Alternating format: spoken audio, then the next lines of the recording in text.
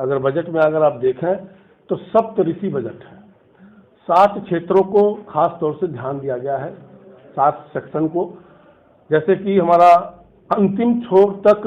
विकास कैसे पहुँचे। तो बहुत से क्षेत्र अभी हैं जहाँ पर कि अभी बिजली सड़क नहीं पहुँच पाया है, कि उनको भी ध्यान में रख करके कि सारी सुविधाएं वहाँ पर कैसे पहुँचे ताकि देश का सभी अंग विकसित हो सके, उसको ध्यान में रखने का इस बजट में फोकस है। युवा शक्ति, जो हमारा देश युवाओं का देश है, आज कहीं ना कहीं हम अपने युवाओं पे गर्व कर सकते हैं और उनको हम कैसे शिक्षा दे सकें और कैसे स्किल कर सकें ताकि वो स्वतः देश के लिए खुद काम कर सकें, और देश में नहीं बल्कि विदेशों में। इस बार जो स्किल इंडिया का 4 पार्ट आया है उसमें कहीं ना कहीं ये देखा गया कि जितने भी हमारे देश में निवेश आ रहे हैं, जो बड़ी बड़ी टेक्नोलॉजी वाली कंपनियां आ रही हैं, उस लेवल का स्किल करने का प्रयास इस बार इस बजट में किया गया है कि अपने नौजवानों को उस लेवल पे हम लोग स्किल करें।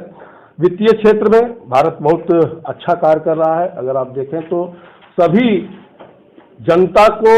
वित्तीय क्षेत्र में जोड़ना, बैंकों से जोड़ना, कहीं ना कहीं उस पर विशेष फोकस है। उसको और बढ़ावा देने के लिए कहीं ना कहीं बजट में व्यवस्था किया गया है। हरित विकास, जो ग्लोबल में प्रधानमंत्री जी ने एक वादा करके आया है कि भारत कार्बन से उत्सर्जित से 2000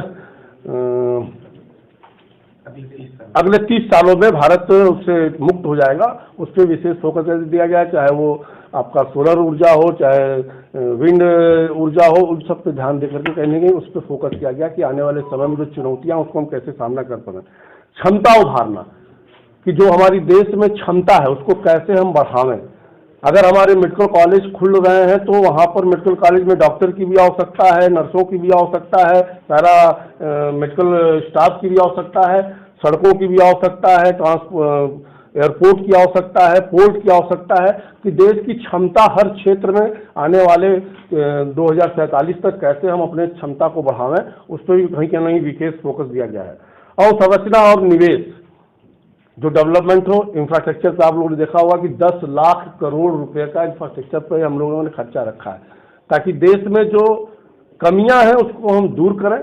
और जो सुविधा होनी चाहिए देश में सारी सुविधा हो, ताकि उसके नाते हमारे विदेशी कंपनियां देश में निवेश करें ताकि हमारे नौजवानों को रोजगार मिल सके। समावेशी विकास, जो सबका साथ सबका विकास का जो मोदी जी का नारा है, उसके तहत कि सबका विकास हो,